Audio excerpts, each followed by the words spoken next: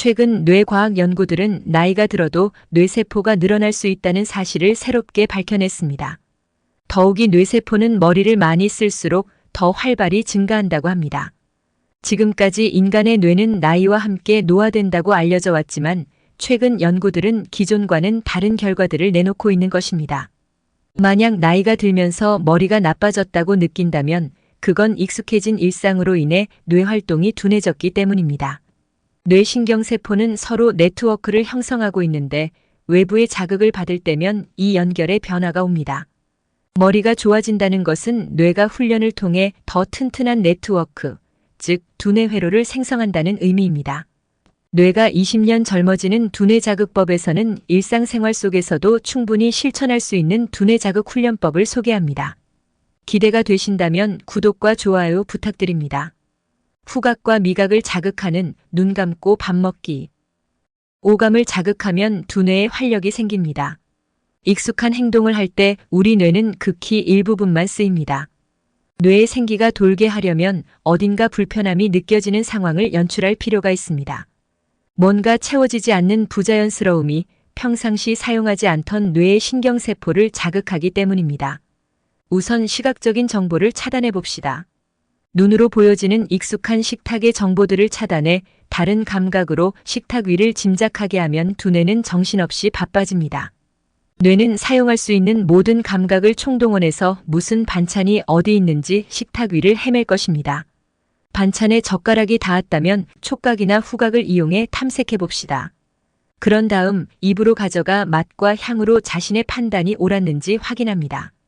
이렇게 시각 정보를 차단하면 평상시 덜 쓰고 있던 뇌 기능을 의식적으로 쓸 수 있습니다. 익숙한 나머지 무의식적으로 하게 되는 반복 동작은 할 일 없는 당신의 뇌를 점점 쪼그라들게 합니다.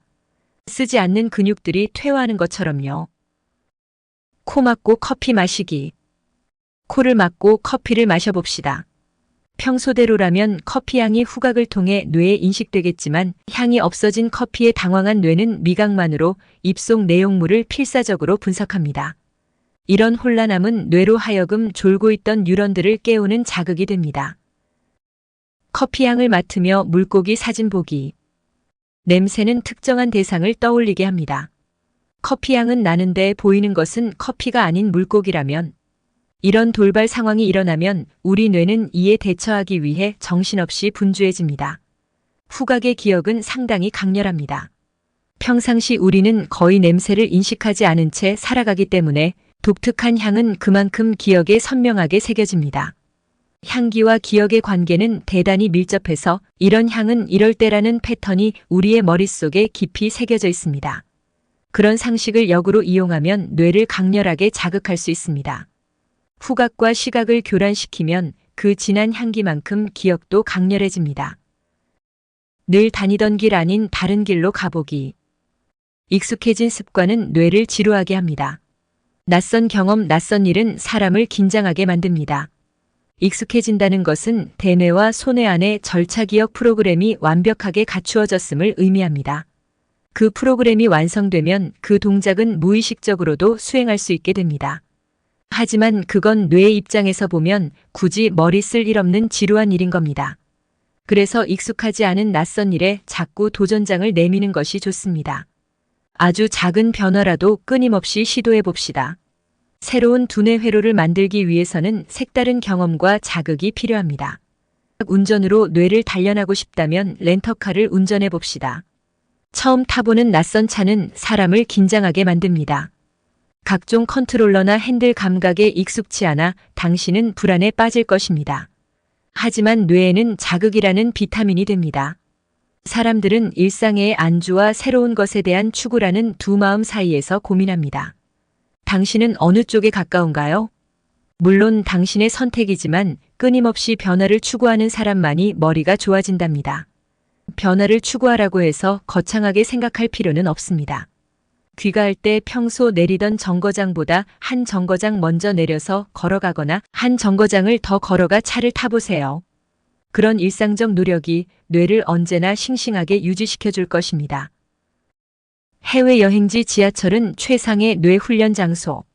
스트레스라고 하면 부정적 이미지를 떠올리는 사람이 많지만 적당한 스트레스는 뇌를 단련합니다. 스트레스를 받으면 뇌는 비상사태에서 벗어나기 위해 더 열심히 바쁘게 움직이면서 정확하고 빠른 판단을 하려고 노력합니다. 스트레스를 받으면 분비되는 아드레날린이 두뇌 유연제와 같아서 뇌의 움직임이 부드러워지기 때문입니다. 길을 잃으면 사람들은 공황 상태에 빠집니다. 이곳저곳 헤매며 어떻게든 그곳에서 빠져나가기 위해 머리를 굴리는데 그때 뇌에서는 아드레날린이 분비돼 뇌의 움직임이 부드러워집니다. 해외 여행지에서 지하철 노선표만 손에 쥐고 지하철을 타봅시다. 당연히 바짝 긴장해서 몸이 뻣뻣해지겠지만 그건 보통 때보다 두뇌를 더 잘 쓰고 있다는 신호이죠. 출퇴근할 때 사람들은 습관을 따라 기계적으로 지하철을 타고 내립니다. 이렇게 프로그램된 일은 뇌의 노화를 재촉합니다. 뇌가 오랫동안 건강하기를 바란다면 가능한 한 불편한 방법을 선택하세요. 불편을 하나하나 해결하기 위해 뇌는 끊임없이 생각하고 또 생각할 것입니다. 한 번도 가본 적 없는 역에 내려서 한 번도 보지 못한 거리를 구경한다면 뇌는 신선한 자극을 받습니다. 이럴 때 뇌는 나이와 상관없이 세포수를 늘리고 두뇌 회로를 촘촘하게 엮어갈 수 있습니다. 나이가 들어도 뇌는 계속 자랄 수 있다는 것을 잊지 말아야 합니다. 씹고 또 씹기. 현대인이 끼니 때마다 씹는 횟수는 620회 정도밖에 안 됩니다. 하지만 불과 100여 년 전만 해도 무려 6배 정도나 더 많이 씹었다고 합니다. 그러면 씹는 것과 뇌는 어떤 관계가 있을까요? 한 연구에서 18세에서 40세까지의 사람들에게 껌을 씹게 한 뒤 뇌혈류량 변화를 조사했습니다. 그 결과 씹을 때마다 대뇌의 혈류량이 8%에서 28%까지 증가했다고 합니다. 그러나 씹기를 중지하면 혈류량은 원래대로 돌아갔습니다. 또 다른 실험에서는 씹을 때마다 대뇌 신경세포가 활발해졌다는 결과도 나왔습니다. 그러니까 치아가 좋지 않을수록 치매에 걸릴 확률이 높아진다는 겁니다. 제대로 씹지 못한 탓입니다. 노령기에 턱의 힘이 약해지면 해마의 움직임이 감소하면서 기억력이 떨어집니다. 식사 때 천천히 음미하는 식습관을 들이면 뇌가 건강해집니다. 꼭꼭 씹으면 치매도 예방됩니다. 서투른 손동작으로 뇌 자극하기. 손가락만 움직여도 우리 뇌는 싱싱해집니다. 손동작은 뇌에 엄청난 자극이 됩니다. 다만 자꾸 반복해서 익숙해지면 자극은 반감됩니다. 익숙해진다는 것은 행동이 무의식적으로 일어난다는 의미입니다. 그러므로 익숙한 손만 쓰지 말고 오른손잡이라면 서툰 왼손을, 왼손잡이라면 서툰 오른손을 의식적으로 사용하도록 노력해야 합니다. 예를 들어 컴퓨터를 사용할 때 마우스를 의식적으로 양손으로 번갈아 가며 사용하도록 해봅시다. 여러 가지 작업을 할 때 서툰 손이 메인 역할을 하도록 의식적으로 사용해 보는 겁니다. 양손 사용은 신경세포가 새로운 연결을 만들어내도록 뇌를 자극합니다. 뇌가 노화하는 건 나이 때문이 아니라 자극이 없어서입니다. 기억력이 흐려지고 치매가 걱정된다면 오감을 자극하는 행동으로 식습관과 생활습관들을 조금씩 바꾸어 봅시다. 이런 작은 변화만으로도 두뇌가 자극돼 나이가 들어도 뇌는 젊어질 수 있습니다. 지식담기였습니다. 함께 해주셔서 감사드립니다. 영상이 좋으셨다면 구독과 좋아요, 공유 부탁드립니다.